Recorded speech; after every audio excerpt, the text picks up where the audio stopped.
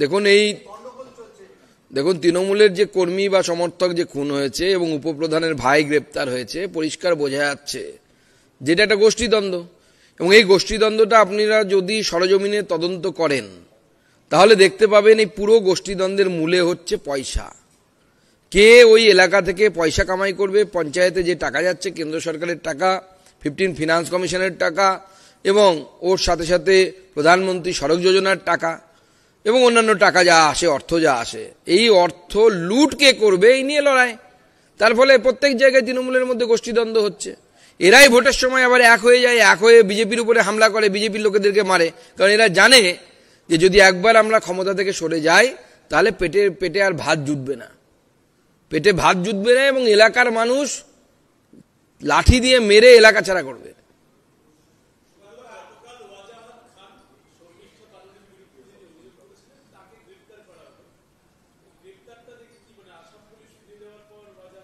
দেখুন ওয়াজাদ খানকে যেটা গ্রেপ্তার করা হচ্ছে, যখন পুলিশের কাছে থাকে তাকে আমরা বলি পিসি, যাকে সাধারণত যার ফুল ফর্ম হচ্ছে পুলিশ কাস্টাডি। বাট ওয়াজাদ খানের জন্য যেটা হয়েছে সেটা হচ্ছে প্রোটেকশন কাস্টাডি। প্রোটেকশন কাস্টাডি কেন?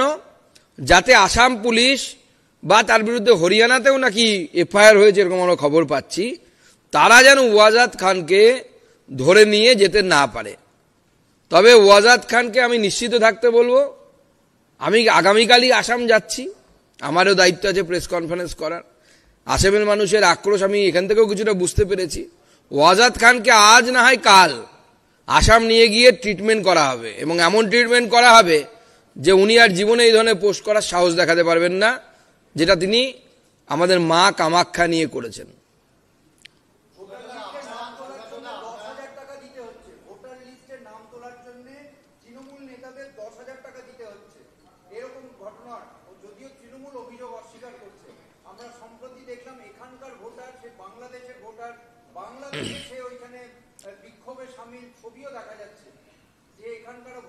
দেখুন তৃণমূল কংগ্রেস তো সত্যি কথা বলতে ওয়ার্ল্ড রেকর্ড করে ফেলেছে। একটা রিজিওনাল পার্টি, আঞ্চলিক দল, যারা বেশ কিছুদিন আগে রাষ্ট্রীয় দলের মর্যাদা হারিয়েছে, তারা এমন কর্মী তৈরি করতে সমর্থ হয়েছে যে যারা ইন্টারন্যাশনাল কর্মী, আন্তর্জাতিক কর্মী, যারা পশ্চিমবঙ্গ তৃণমূল কংগ্রেস করে, আবার বাংলাদেশে গিয়ে শেখ হাসিনার বিরুদ্ধে আন্দোলন করে, ছাত্র আন্দোলনে তার নেতৃত্ব দেয়। সেই জন্য তৃণমূল কংগ্রেসকে কংগ্রাচুলেট করতে চাই, আমি অভিনন্দিত করতে চাই যে এই ধরনের কর্মী, ইন্টারন্যাশনাল কর্মী কোনো রাজনৈতিক দল আজ অব্দি করতে পারেনি। নরেন্দ্র মোদীর বিজেপিও করতে পারেনি, কিন্তু তৃণমূল কংগ্রেস করতে পেরেছে যে আন্তর্জাতিক কর্মী তৈরি করতে পেরেছে। এবং সেটা হয়তো আফসোস থেকেই করেছে যে যেহেতু রাষ্ট্রীয় দলের মর্যাদা সরে গেছে, তো সেই জন্য আন্তর্জাতিক দল হওয়ার চেষ্টা করছে তৃণমূল কংগ্রেস। তবে দিদিমণির লোকজন যেভাবে বাংলাদেশে যাচ্ছে, আগামী দিনে মনে হচ্ছে দিদিমণি এই রাজ্যটাকে বাংলাদেশ করারই চেষ্টা করছেন। তবে বাংলার জনগণ দিদিমণিকেই বাংলাদেশ পাঠাবেন।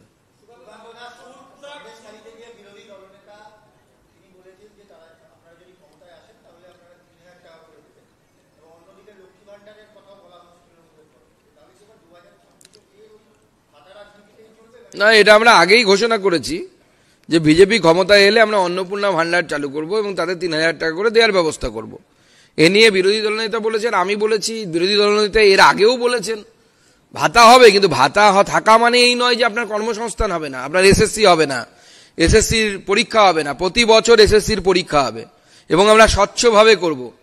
হয় অনলাইনে পরীক্ষা হবে অথবা পরীক্ষা দিয়ে ওএমআর শিট, সেই ওএমআর শিট ছাত্রদের হাতে দেওয়ার ব্যবস্থা করে দেবো এবং তারপরে ওয়েবসাইটে সঠিক উত্তর চলে আসবে, যেরকম ন্যাশনাল এলিজিবিলিটি টেস্টের ক্ষেত্রে হয়। আপনি সেখানেই চেক করে আপনি জেনে নেবেন যে কত নাম্বার আপনি পেয়েছেন, কত মার্কস পেয়েছেন আপনি।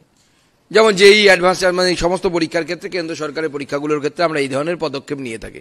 এবং প্রতি বছর নিয়মিতভাবে স্কুল সার্ভিস কমিশন হবে, এটা বিজেপির প্রতিশ্রুতি।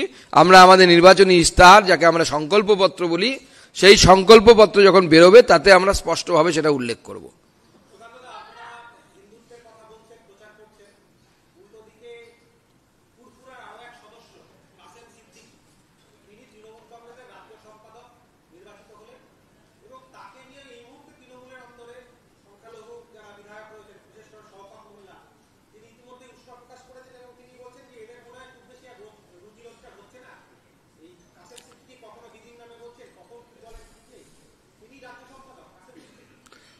না, অ্যাপিজমেন্ট পলিটিক্সের এটা আর একটা নিদর্শন।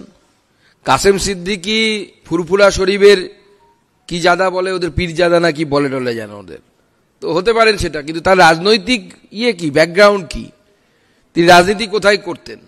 হঠাৎ করে তাকে রাজ্য সম্পাদক না কি বানানো হয়েছে? হচ্ছে তৃণমূল কংগ্রেসে কতজন রাজ্য সম্পাদক আছে মমতা বন্দ্যোপাধ্যায়ও বলতে পারবেন না কাগজ না দেখে। 50 জন আছে না 85 জন আছে। আবার অন্য কেউ নতুন জয়েন করে তাকে ভাইস প্রেসিডেন্ট বানিয়ে দেওয়া হচ্ছে। শিলিগুড়ির নেতা শঙ্কর মালাকার জয়েন করেছেন, তাকে ভাইস প্রেসিডেন্ট করে দেওয়া হয়েছে। কত ভাইস প্রেসিডেন্ট, কত সম্পাদক, তার সংখ্যাই যখন ঠিক নেই, তো কে ভাইস প্রেসিডেন্ট হলো, কে সম্পাদক হলো? ও তো গরুর গাড়ির হেডলাইট।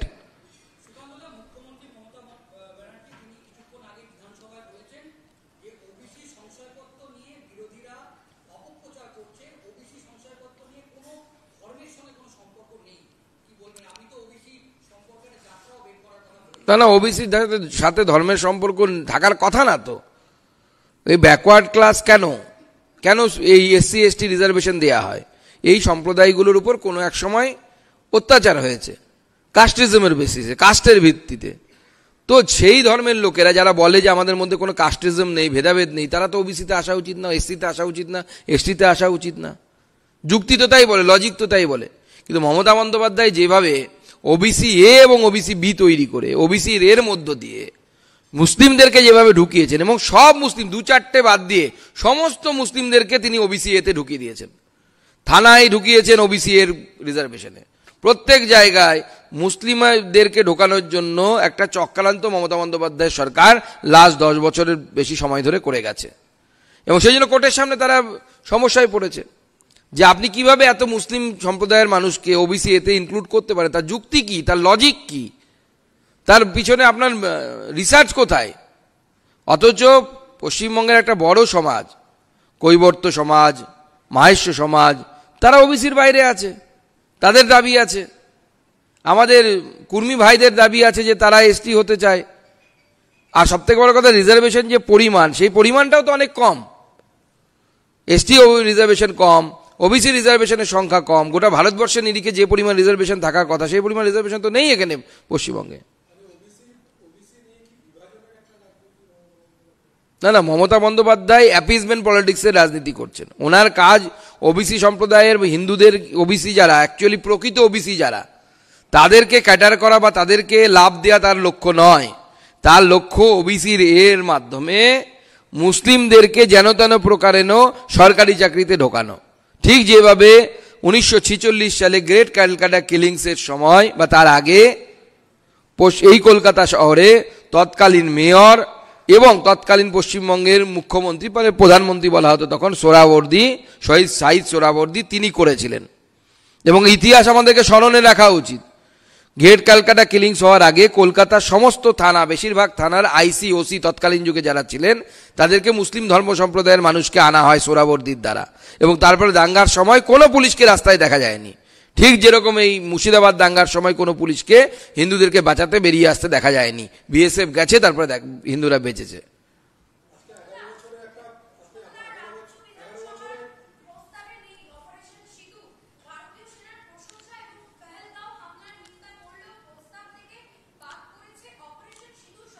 শুধু অপারেশন সিঁদুর নয়, আমার কাছে যা খবর আসছে, অপারেশন সিঁদুর তো বাদ পড়েছে, প্লাস পেহেলগাঁওয়ে যে হত্যা হয়েছে তা নিয়ে মিথ্যে কথা বলা হচ্ছে।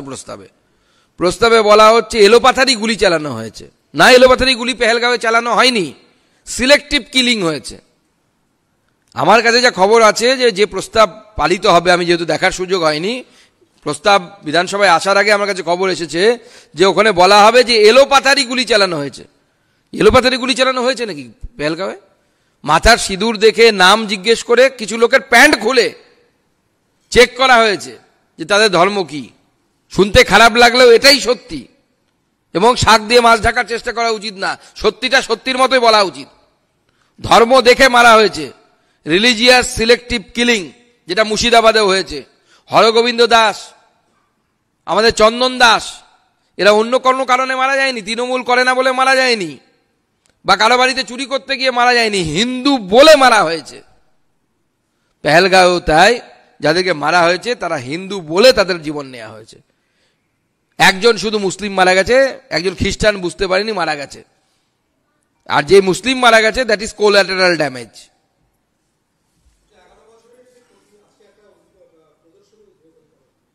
দেখুন, আমরা 11 বছরে মাননীয় মোদীজির নেতৃত্বে দেশের যে যুগান্তকারী পরিবর্তন হয়েছে, সে IIM এর সংখ্যা থেকে শুরু হোক, IITর সংখ্যা হোক, বা 80 কোটি মানুষকে ফ্রিতে রেশন দেওয়ার ব্যবস্থা করা হোক, বা আয়ুষ্মান ভারতের মধ্য দিয়ে 5 লক্ষ টাকার চিকিৎসার ব্যবস্থা করা হোক, বা বিশ্বকর্মা যোজনার মধ্য দিয়ে আমাদের যারা আর্টিসেন আছে, যারা নাপিত ধোপা, এই সমস্ত মানুষকে সুযোগ সুবিধা পাইয়ে দেওয়ার কথা হোক, এই সমস্ত বিষয় আমরা এই এক্সিবিশনের মধ্যে তুলে ধরছি। আগামী দিনে জেলায় জেলায় আমরা এক্সিবিশন করব এবং সেখানে মাননীয় মোদীজির নেতৃত্বে যে যুগান্তকারী পরিবর্তন হয়েছে, সে অপারেশন সিঁদুর হোক, বা চাঁদের দক্ষিণ মেরুতে অন্ধকার অংশে ভারতবর্ষের চন্দ্রযানের ল্যান্ডিং হোক, একদিকে বিজ্ঞান, একদিকে গবেষণা।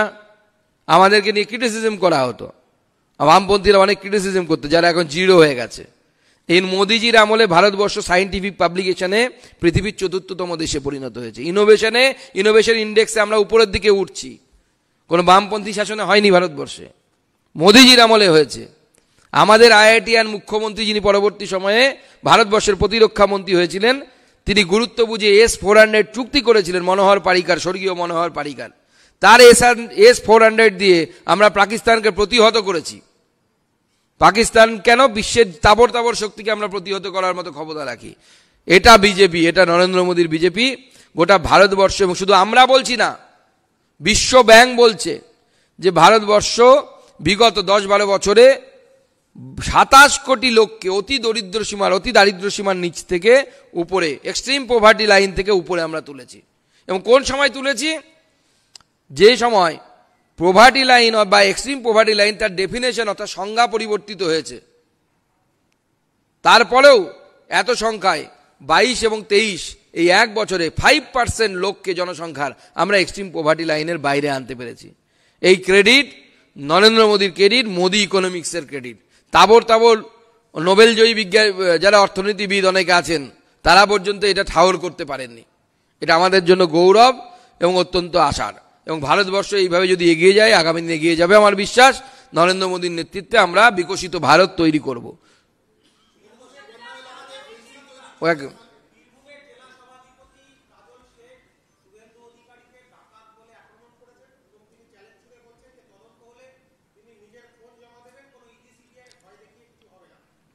দেখুন, এই কাজল শেখ শুভেন্দুবাবুকে কেন আক্রমণ করছে আমি তো বুঝতে পারছি না।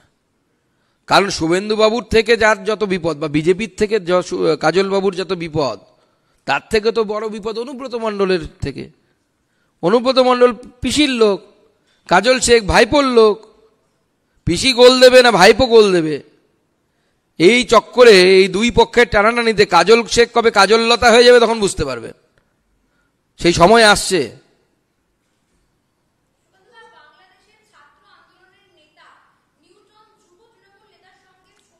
না, সে তো তৃণমূল কর্মী, আর ছবি টবি দিয়ে কি হবে? অন্য দেশ হলে, আমাদের দেশের আইন কানুন অনেক ফাঁক ফোকর আছে। আইন তো আর আমরা বানাইনি, সংবিধানটা আমাদের সময় রচনা হয়নি। অন্য দেশ হলে এই রাজনৈতিক দলের মান্যতা চলে যেত।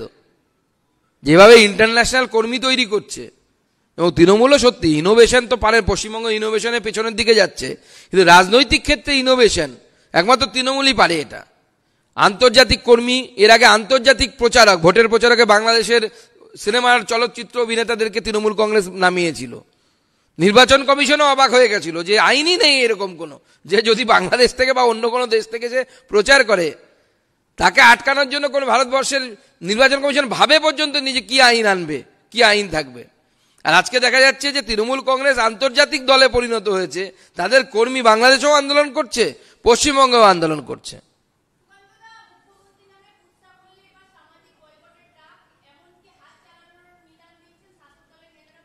কে বলেছে? কালনার যে নেতা বলেছে তাকে বলবেন, হাত ওনারও দুটো আছে, বাংলার জনগণের প্রত্যেকেরই দুটো করে হাত আছে। উনি যদি একটা হাত মারেন, বাংলার জনগণ ওনাকে হাত দেখাবে, আরো দুটো করে হাত দেখাবে, চিন্তা নেই। আর বিজেপির কর্মীর গায়ে যদি হাত পড়ে তাহলে বিপদ আছে, শুধু এটুকু বলে রাখলাম।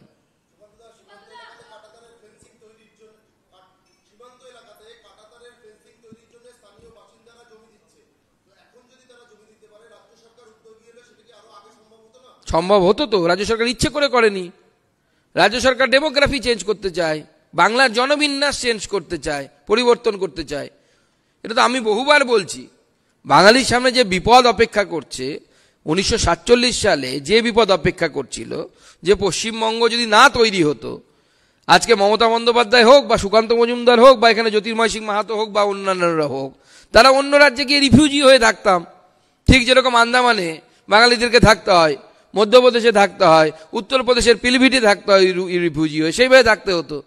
সেই সময় এই পশ্চিমবঙ্গ তৈরি হয়েছিল বাঙালি হিন্দুর হোমল্যান্ড হিসেবে। আবার সেই জায়গায় পরিস্থিতি তৈরি করা হচ্ছে বাংলার ডেমোগ্রাফিকে পরিবর্তন করে, বাংলার জনবিন্যাসকে পরিবর্তন করে এই অনুপ্রবেশের মধ্য দিয়ে। এবং সেখানে আমি পরিষ্কার আবার ক্লিয়ার করে দিতে চাই, বাংলাদেশ থেকে যে সমস্ত হিন্দুরা যারা আসছেন তারা শরণার্থী, তারা অনুপ্রবেশকারী নয়। বাংলাদেশ থেকে ইসলাম ধর্মাবলম্বী যারা আসেন তারা অনুপ্রবেশকারী। আমাদের স্ট্যান্ড একদম ক্লিয়ার, কোনো রাগঢাক জায়গায় দেখা নেই। যারা এক সময় এই জমিতে থাকবো না বলেছিল, নাপাক ভূমি, আমরা পাকিস্তানে যাব বলে চলে গেছিল, তারা দ্বিতীয়বার এখানে তাদের জমির উপর ডিমান্ড করতে পারেন না। সেই জন্য যদি কোনো মুসলিম এখানে আসেন বাংলাদেশ থেকে, ভারতবর্ষের মুসলিমরা, পশ্চিমবঙ্গের যারা নাগরিক, তারা সম্মানীয় নাগরিক, তারাও ভারত মাতার সন্তান। কিন্তু কোনো মুসলিম বাংলাদেশ বা অন্য দেশ থেকে যদি আসে এখানে, আমরা তাদেরকে অনুপ্রবেশকারী হিসেবে চিহ্নিত করব। হিন্দুরা, তাদের জন্য পশ্চিমবঙ্গ তৈরি হয়েছিল বাঙালি হিন্দুর হোমল্যান্ড হিসাবে। 2014 সাল পর্যন্ত যারা এসেছেন তাদেরকে আমরা সিএ এর মাধ্যমে নাগরিকত্ব দিচ্ছি এখনো। এবং আমি ব্যক্তিগতভাবে, এটা আমার ব্যক্তিগত মত মনে করি, বাঙালি হিন্দু যদি ধর্মীয় কারণে পৃথিবীর কোনো জায়গায় যদি কোনোভাবে ডিসক্রিমিনেশন বা অত্যাচারের সম্মুখীন হয়, তার পশ্চিমবঙ্গে ফিরে আসার অধিকার আছে, কারণ পশ্চিমবঙ্গ তাদের জন্য তৈরি হয়েছিল।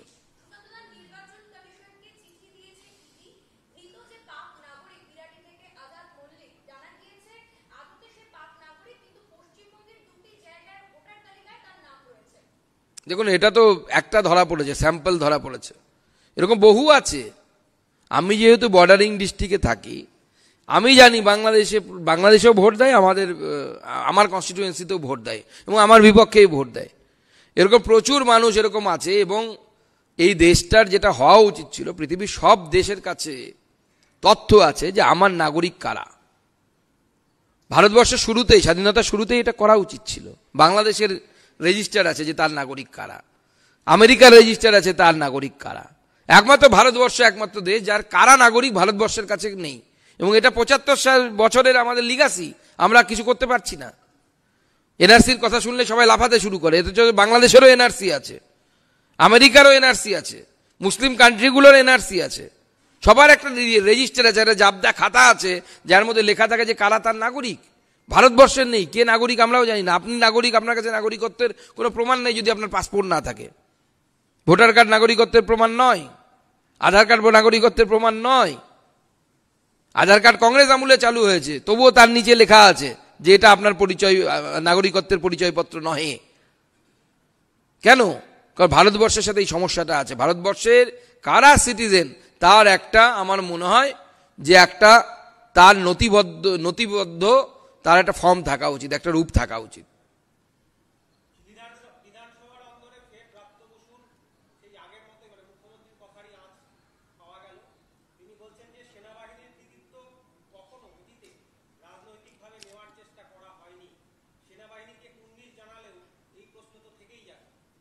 দেখুন, সেনাবাহিনীর কৃতিত্ব নেওয়ার চেষ্টা করা হয়নি। 1971 সালে বাংলাদেশ তৈরির কৃতিত্ব কোন রাজনৈতিক দল পায়? ইন্দিরা গান্ধীকে নিয়ে তখন কি হয়েছিল? ব্রাত্যবাবু ইতিহাস পড়েন না, বাংলা নাটক পড়েন, বাংলা নিয়ে মতে থাকেন। এখানে ল্যাঙ্গুয়েজ বাংলা না, অন্য কিছু বোঝানোর চেষ্টা করছি, নিশ্চয়ই আপনারা বুঝতে পারছেন। সেখানে উনি বুঝতে পারছেন না। ইতিহাসটা পড়তে বলুন, ভালো করে ইতিহাসটা পড়ুন। শুধু রাশিয়ার ইতিহাস পড়লে, চায়নার ইতিহাস পড়লে হবে নাকি? ভারতবর্ষের ইতিহাসটাও জানতে হবে তো। বাংলা শেষ তো, পहले বাংলা খতম কর লেতে।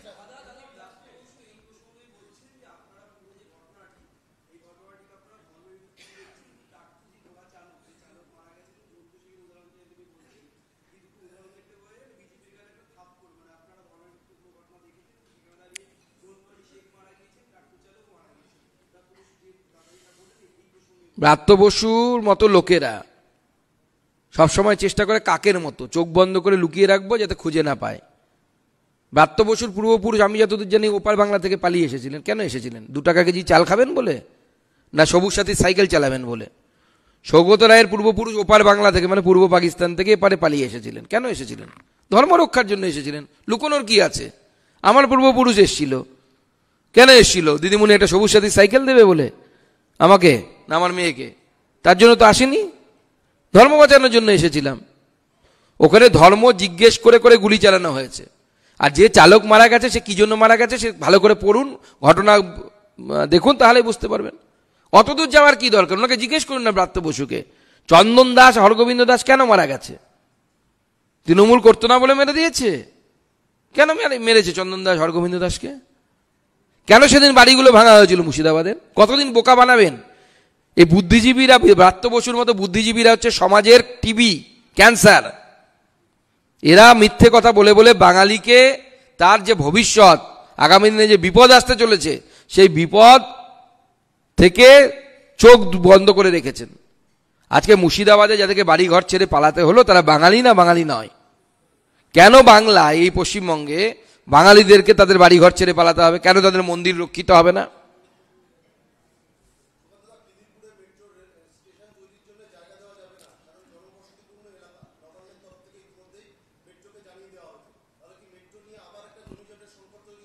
না না, মেট্রো শুধু নয়, আমি তো বললাম আমাদের প্রেস কনফারেন্সে আজকে 61খানা রেলওয়ে প্রজেক্ট বন্ধ হয়ে আছে শুধুমাত্র জমি জটের জন্য। 450 কিলোমিটার আপনার সীমান্ত ওপেন আছে, সব মেনে নেওয়া যায়, রেল হবে না মেনে নেওয়া যায়, রাস্তা হবে না মেনে নেওয়া যায়। দেশের সুরক্ষার সাথে কেউ এইভাবে বেইমানি করতে পারে একমাত্র তৃণমূল কংগ্রেস ছাড়া কোনো দল পারে না। এখন কোর্টে যাওয়াতে, হোম মিনিস্ট্রি কোর্টে যাওয়াতে তারা বলেছে চাচা আপন প্রাণ বাঁচা, ঠেলায় পড়ে এখন বিড়াল গাছে উঠছে, এখন জমি দেওয়া নিয়ে তোড়জোড় শুরু করেছে। তাও আমি বলছি 17 বাহানা করবে, অ্যালিবাই নিয়ে আসবে এবং সেই জমি যত দেরি করে দেওয়া সম্ভব তৃণমূল কংগ্রেস সেই জমি দেবে। সব জায়গাতে একই অবস্থা। আপনি বারাসত থেকে যান, ন্যাশনাল হাইওয়ে চলে যাচ্ছে শিলিগুড়ির দিকে, সেখানে জমি জটে আটকে আছে। এই জমি নীতি থাকলে পশ্চিমবঙ্গে শিল্প কোনো মতেই হতে পারে না, এবং সেটাই হচ্ছে, শিল্প হচ্ছে না। শেষ করুন, জানানো হবে।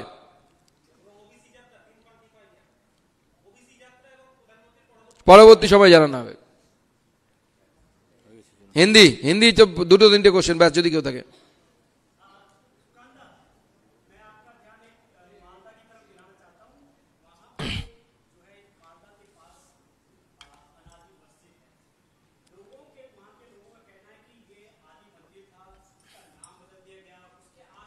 आदि नाम है।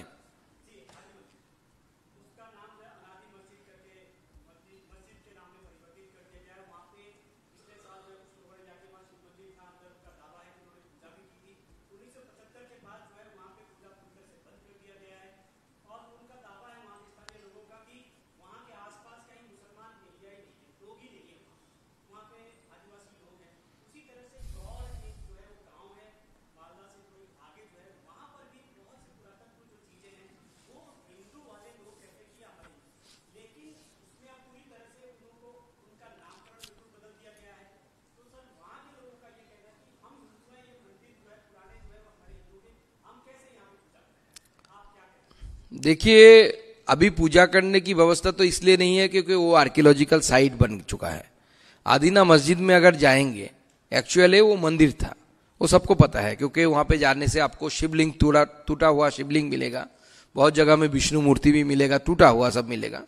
तो एक समय था, बंगाल के इतिहास में ऐसी बहुत सारी घटनाएं हैं, बहुत सारे मंदिर तोड़े गए हैं जो गौड़ एवं और उसके सराउंडिंग जो एरियाज है वहां पे ज्यादा मिलते हैं, क्योंकि उस इलाके में ही सुल्तानी जो सुल्तानेट जो था, बंगाल के सुल्तानेट जो था, सुल्तानी समय में बहुत सारे मंदिर तोड़े गए हैं। तो इसी इतिहास से तो बंगाल के बुद्धिजीवी लोग जो है, ब्रात्य बसु जैसे सो कॉल्ड बुद्धिजीवी लोग है, वही तो बंगाल को भुला के रखे है कि what is the history. History भुला के रखने का काम, इतिहास क्या है।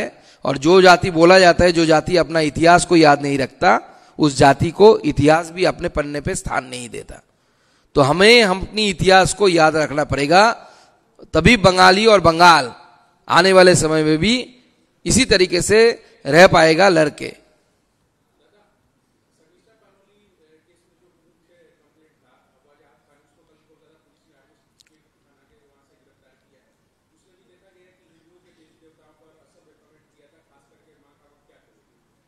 देखिए, ये जो पुलिस ने इसको अरेस्ट किया है ये पीसी है। पीसी मतलब पुलिस कस्टडी नहीं, प्रोटेक्शन कस्टडी। इसको प्रोटेक्शन दिया जा रहा है कि आसाम पुलिस इसको गिरफ्तार ना करके ले जाए, इसलिए इसको प्रोटेक्शन देने के लिए मुख्यमंत्री के निर्देश से कलकत्ता पुलिस ने इसको अरेस्ट किया है। पूरा गॉटअप है, कहां रह रहा था, छुपा हुआ था, पुलिस को सब पता था, पश्चिम बंगाल पुलिस को सब पता था, लेकिन इसको अरेस्ट नहीं किया जा रहा है। अब अरेस्ट किया जा रहा है क्योंकि इसको प्रोटेक्शन देना है आगे आने वाले समय के लिए। लेकिन मैं पश्चिम बंगाल पुलिस और ममता सरकार को स्पष्ट रूप से बोलता हूं, मैं हेमंत दा से भी बात करूंगा, आज नहीं तो कल इसको आसाम पुलिस उठा के ले जाएगा और जिस तरीके का ट्रीटमेंट उसको चाहिए, और मां कामाक्षा का साक्षात दर्शन भी कराएगा इसका। शेष करो।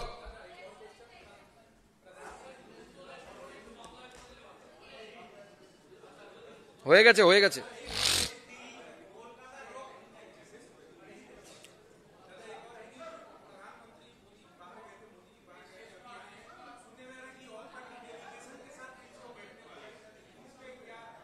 नहीं, बहुत सारे पार्टी से मुझे लगभग लगता है कि भारतवर्ष के बाहर जाकर उन लोगों ने भारतवर्ष की बात की, तो ये तो सही है, मैं इसको प्रशंसा करता हूं। क्योंकि भारत की बात जाके अगर ऑपोजिशन पार्टी भी है, उस ऑपोजिशन पार्टी को भारत के बाहर जाके भारत के लिए उन्होंने पक्ष रखा, इसके लिए मैं उनको धन्यवाद करता हूं। और अगर ऐसा मीटिंग हो रहा है, प्रधानमंत्री जी बुलाएंगे तो सब जाते हैं। प्रधानमंत्री जी से मिलने के लिए तो ममता बनर्जी भी जाने वाली है, ऐसा मेरे पास इंफॉर्मेशन है, और जाना भी चाहिए। भारत के चुने हुए मुख्यमंत्री है, भारत के चुने हुए प्रधानमंत्री के पास जाना चाहती है तो जाना चाहिए, पश्चिम बंगाल को लेकर बात करना चाहिए। यही तो फेडरल स्ट्रक्चर है हमारी से देश की। अगर ये नहीं रहेगा तो हमारा देश का फेडरल स्ट्रक्चर टूट जाएगा।